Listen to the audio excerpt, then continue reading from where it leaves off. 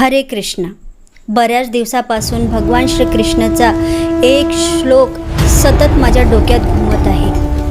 तो म्हणजे कर्मण्येवाधिकारस्ते मा फलेषु कदाचन मा कर्मफल हेतुर्भूर्मा ते संगोऽस्त्व कर्मणी.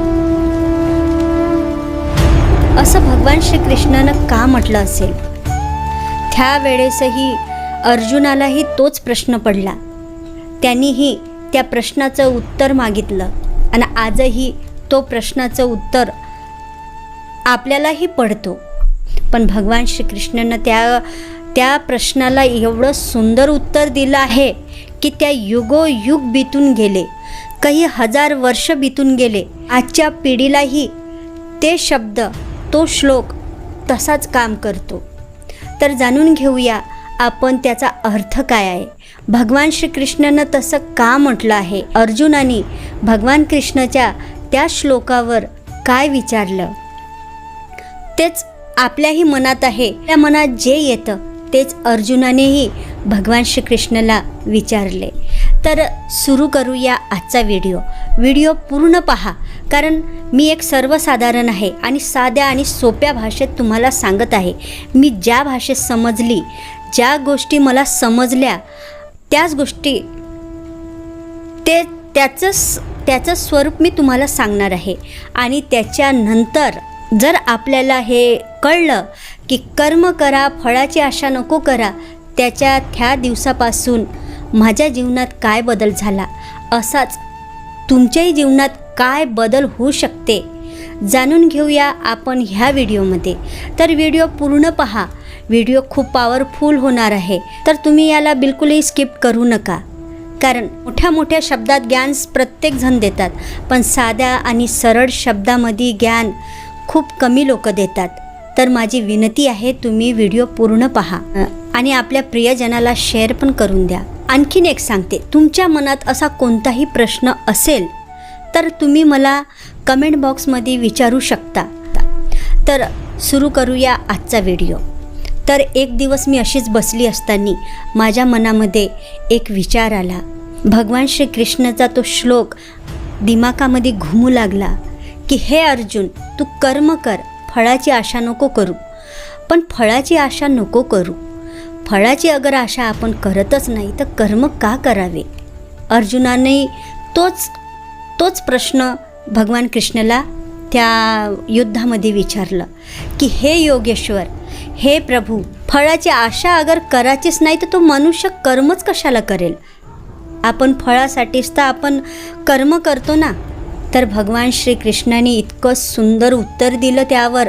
तेच उत्तर आजही आपल्या जीवनामध्ये अगर आपण वापरलो ना तर आपलं जीवन खरोखरच बदलून जाणार. आजची युवा पिढीचंही जीवन बदलून जाणार आणि येणाऱ्या पिढींचंही. अगर आपण हा ज्ञान थोडा बहुत जरी ज्ञान घेतलं आणि आपण आपल्या पिढीला सांगितलं थोडं बहुत, तरी त्यांचंही जीवन बदलून जाणार. तर कर्म करा आणि फळाची आशा नको करा. आपण कर्म करतो, एक व्यापारी कर्म करतो, एक व्यापारी व्यापार करतो तो पैसे मिळवण्यासाठी. एक विद्यार्थी आपला कर्म करतो, अभ्यास करतो तो पास होण्यासाठी. तर कामगार काम करतो तो पैसे मिळवण्यासाठी. म्हणजे फळाची आशा करूनच तो आपले कर्म करतो. पण हे चुकीचं आहे.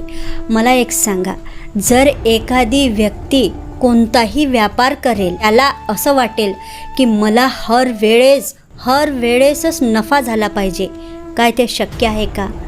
आणि हर वेळेस जर नफा झाला नाही तर तो कर्म करणं टाकून देणार. तो आपले कर्म तेवढ्या प्रोफेशनल नाही करणार, तेवढ्या मन लावून नाही करणार, तेवढ्या जिद्दीनं नाही करणार. मग तो तेवढ्या जिद्दीनं मन लावून नाही करणार, कारण त्याला ते योग्य फळच नाही भेटत आहे. जेवढी तो मेहनत करत आहे तेवढे त्याला पैसे मिळत नाही आहे, त्याला तेवढी आवक येत नाही आहे. म्हणून तो त्या धंद्यामध्ये आपलं मन टाकणार नाही. आणि असं करता तो जेवढे कमावत बी आहे ना, तो आपला धंदा, एखादी व्यापारी आपला धंदा समोर वाढवू शकत नाही. तर दुसरं, एखादी विद्यार्थी अभ्यास करत आहे, तो फक्त पास होण्यासाठी तर मला एक सांगा, जर तो पास होण्यासाठी करून राहिला तर तो आपले कर्म खरंच मन लावून करेल का? अभ्यास मन लावून करेल का? नाही करणार. त्याला तर फक्त पास होणं आहे, कारण त्याला तर फक्त काय पाहिजे? फळ पाहिजे. त्याला फक्त अभ्यासाचा फळ म्हणजे मी पास होणे पाहिजे, मला चांगले मार्क आले पाहिजे, एवढंच. मी फक्त पास झालो पाहिजे, एवढंच. तर तो खरंच चिकाटीनं आपलं पूर्णपणे त्या कर्माला वाढवेल का? चिकाटीनं अभ्यास करेल का? नाही करेल. त्याला फक्त पास व्हायचा आहे, तो पासिंग पुरता मार्क कमवेल. नाही तर एक पर्याय तर आहेच, कॉफी करणं. काफ्या करूनच पास होऊन जाणार. त्याचा परिणाम तुम्ही आता पाहूनच राहिले, कितीतरी वाईट आहे. तर मग एखादी मजूर काम करतो तर तो खरंच तेवढ्या चिकाटीनं काम करेन का? नाही करेल. अगर तो व्यक्ती एवढ्या चिकाटीनं, एवढा मन लावून काम नाही करेन, तो व्यक्ती स्वतःचंही नुकसान करत आहे आणि ज्याच्याजवळ तो काम करत आहे त्याचंही नुकसान करत आहे. म्हणजे एकूण आपण आपलं नुकसान करून दुसऱ्यांचंही नुकसान करणार आहोत. अशानं आपली प्रगती होणार नाही, ना दुसऱ्याची होणार, आणि असंच करून ना ह्या दुनियाची होणार. तर याचा अर्थ असा आहे, मलाही असं वाटत होतं की मी जे कर्म करत आहो, जसा आज मी आंब्याचं झाड लावत आहे, एखादी बीज टाकली जमिनीमध्ये आणि मला असं वाटत आहे की ह्या आंब्याची बीज टाकली, यातले आंबे मला आताच खायला भेटले पाहिजे. असं होते का? त्या आंब्याच्या झाडाला मोठं होऊ द्यावं लागेल, त्याचं संगोपन होऊ द्यावं लागेल, आणि तरीही तुमच्या हातामध्ये त्या झाडाचं फळ भेटेलच हे नक्की नाही.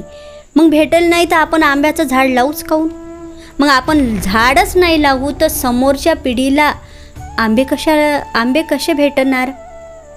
जर समजा आपल्याला आंबे नाही भेटले, जर समजा असं कधी झालं का तुमच्यासोबत की तुम्ही कधी गार्डनमध्ये फिरायला गेला, की तुम्ही कधी एखाद्या कोणाच्या वावरामध्ये गेला फिरायला, किंवा एखाद्याच्या घरी गेलात, किंवा कुठं तरी गेले, किंवा मार्केटमध्ये आंबे तरी आहे काय, ते झाड तुम्ही लावलेले आहे का? नाही. ते झाड कुणीतरी लावले, त्यांचे पिकवलेले, त्यांनी मेहनत केलेली त्या झाडावर, त्यांनी संगोपन केलेलं त्या झाडाचे फळं आपल्याला बिना मेहनतीने खायला मिळत आहे. तसंच असते. जर समजा तुम्हाला ते फळं तुम्हाला खायलाच नाही भेटले आणि न व्हायची घटना तुमच्यासोबत, माझ्यासोबत झाली, तर ह्या कर्माचे फळ तुम्हाला असं वाटते का की ह्या जन्मात भोगावं लागेल म्हणून? नाही. तर आपल्या कर्माचे फळ भगवानजवळ एवढं सटीक गणित आहे की आपल्या चांगल्या किंवा वाईट कर्माचे फळ कुठंच जात नाही, आपल्याला ते मिळते म्हणजे मिळतेच. तुमचा जन्म अशा ठिकाणीही होऊ शकते की त्या ठिकाणी पहिलेच आंब्याचा बगीचा असेल, किंवा त्या घरी पहिलेच आंब्याचं झाड असेल आणि खूप सुंदर गोड आंबे तुम्हाला काहीही परिश्रम न केल्याने खायला भेटत असेल. तर असं ते भगवान श्रीकृष्णाने तेव्हा जे सांगितलं ते आता मला थोडंफार समजलं. एवढी माझी बुद्धी नाही आहे की मी पूर्ण समजू शकेन, पण आपल्या जीवनामध्ये जेवढं आवश्यक आहे, जेवढी आपली सोच आहे, तेवढं मला लक्षात आलं आणि आशा करते की तुम्हालाही थोडंफार लक्षात आलं. आजपासून आपण वचन देऊया की भगवान श्रीकृष्णाने त्या श्लोकमध्ये जसं सांगितलं की तू कर्म कर, फळाची आशा नको करू. आजकालची सोशल मीडिया आहे, शक्य तुमचंही चॅनल असेल आणि कोणाला कमी कोणाला जास्त, पण कोणीही एकाएकी मोठा यूट्यूबर बनला नाही आहे. म्हणून आपल्याला जे मोठे क्रिएटर आहे ते काय सांगतात, तुम्ही व्ह्यूज किती येत आहे त्याची चिंता नको करा, तुम्ही आपलं बेस्ट द्या. अगर तुम्ही व्ह्यूजची चिंता कराल तर तुम्ही चांगले व्हिडिओ टाकू शकणार नाही, त्या झाडाला तुम्ही मोठं होऊ देऊ शकणार नाही.